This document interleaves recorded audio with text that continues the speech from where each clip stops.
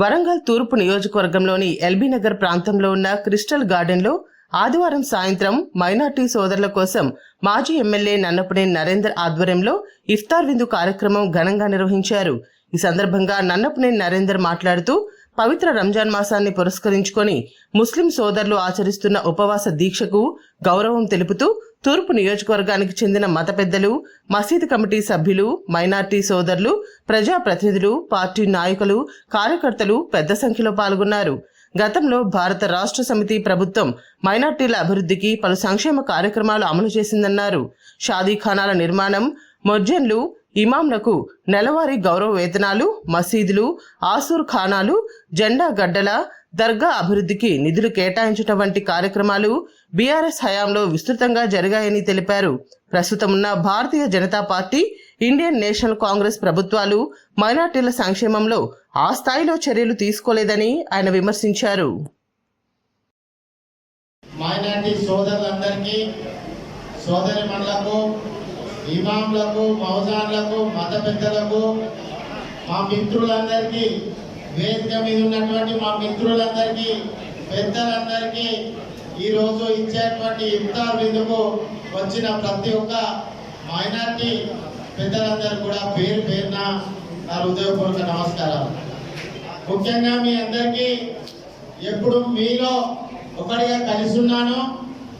ఏ మతమైనా, ఏ కులమైనా అన్ని కూడా సమానంగా చూసి మీతో బ్రతికినోడిని నేను.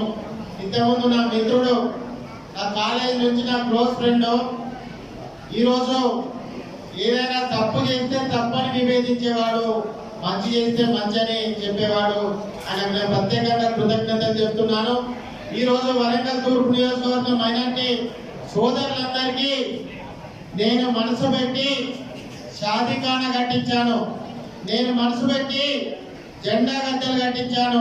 తూర్పు నియోజకవర్గంలో మైనార్టీలందరికీ చెప్తున్నాను, మతవాడ దగ్గర ఉన్నటువంటి ఈద్గా ఏదైతే ఉందో, ఏమో అంటారు శీల దొరికితే బండి కొనుక్కున్నట్టుగా గతంలోనే మైనార్టీలందరూ కష్టపడి ఆ చెట్లను పెంచుకొని దాన్ని గొప్పగా ఏర్పాటు చేసుకొని వాళ్ళు అక్కడ ప్రార్థనలు చేసేది ప్రతి రంజాన్ కానీ బక్రీద్ కానీ అక్కడ నిలువ నీడ లేకుండా ఆ చెట్లను అమ్ముకొని 4 లక్షల రూపాయలకు అమ్ముకున్నామని చెప్పి మైనార్టీ సోదరులే చెప్తున్నారు. 4 లక్షలకు అమ్మినాం బాట్నని. మరి మీరు 4 లక్షలు కాకుండా నిలువ నీడ లేకుండా అక్కడ స్థానికంగా ఉన్నటువంటి మంత్రి, ఫారెస్ట్ మినిస్టర్, మరి ఆమె చెట్లు ఎట్లా తీయడానికి చెప్పింది, అక్కడ మైనార్టీలకు నీడలు లేకుండా ఎట్లా చేసింది, ఇవాళ ఏ పద్ధతితో వాళ్ళు ఉంటున్నారు అని చెప్పిన. ఇంతకుముందు సోదరుడు చెప్పిండు, కరోనాలో మీరు అందరికి సాయం చేసిళ్ళు, ప్రతి రంజాన్ వస్తే కూడా అందరికి గౌరవంగా చూసిళ్ళు అని చెప్పి. 3 ఏళ్ల బట్టి ఏం లేదని చెప్పిళ్ళు. ఖచ్చితంగా కార్పొరేటర్ ఎన్నికలు వచ్చినాయి కాబట్టి ఇప్పుడు వాళ్ళు అలాయి బలాలు ఇస్తారు, సురుమాలు రాసుకుంటారు, అస్తర్లు రాసుకుంటారు, టోపీలు పెట్టుకుంటారు, పెద్ద పెద్ద షేర్వాళ్ళు వేసుకుంటారు, పెద్ద పెద్ద టోపీలు పెట్టుకుంటారు.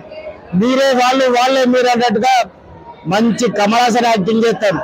కానీ दिल में रहना, गंगा जमुना तहजीब, ये पूरा सब लोगों को दिल में रहना।